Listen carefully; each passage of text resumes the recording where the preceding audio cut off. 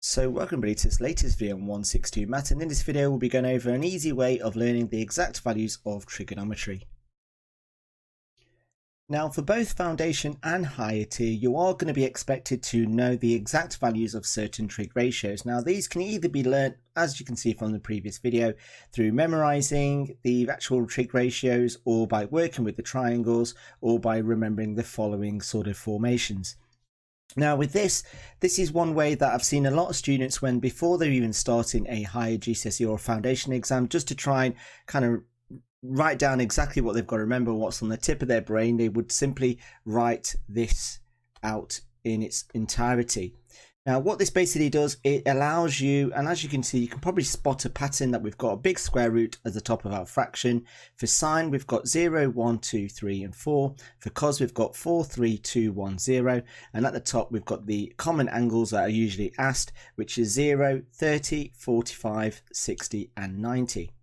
Now what you want to do is, depending on the trig ratio that you want to work out, all you do is just simply highlight the numerator that you've got. So for example, if we want to know what sine 30 is, well, sine 30 is here, so that's going to be the square root of 1 over 2. Now 1 is a square number because that's just the square root of 1 is 1, so that's going to equal a half. There's cos 60, so if I use a different colour for that, let me just get rid of that purple circle. So for cos 60, that's going to be here.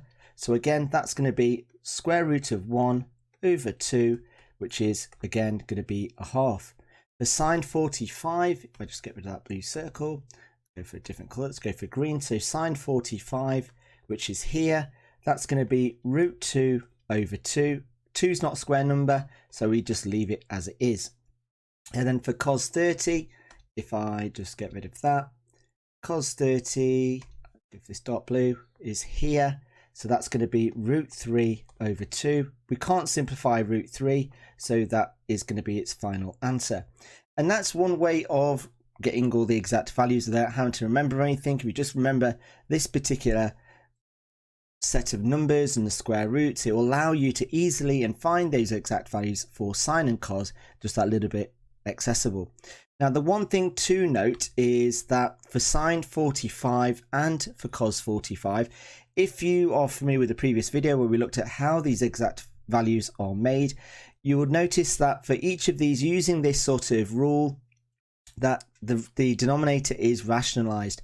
So one thing to note is that for sine 45 and for cos 45, although using this it gives us root 2 over 2, it's also going to be known as 1 over root 2. Now you will find that if you've done any past papers, that these types of questions are very common when it comes to multiple choice. So not only do you need to look out for potentially root 2 over 2, but also look at 1 over root 2 as sine 45 and cos 45.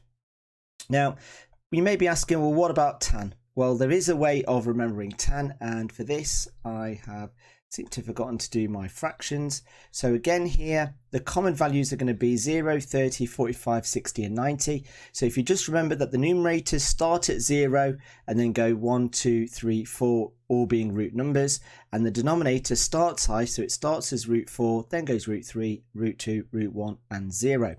Now for these, let's have a look at what they do simplify. So tan 0, well that's going to be this one here. So that's going to be root 0 over 4. Well that's just going to be the same as 0 over 4, which is just 0.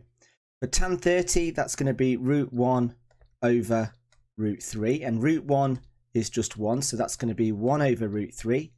And there, we can't simplify any further. For tan 45, well that's going to be root 2 over root 2, which is just 1. For tan 60, that's going to be root 3 over root 1. And again, root 1 is a whole number, so that's just root 3 over 1, which is just root 3. And for tan 90, now this one's a little bit special, simply because we get root 4 over root 0. Now root 4 is 2, but then you're dividing by 0, in which you can't do. So there, it's going to be an undefined number. In some cases you might see it known as infinity, but I'll be honest, you're not going to get asked about sine 1090 only because it's undefined and can be infinity. Because if you think back, if you've done any work with trig graphs, you'll see that that value just goes on and on forever. So that really 1090 is not really going to be applicable at this particular level.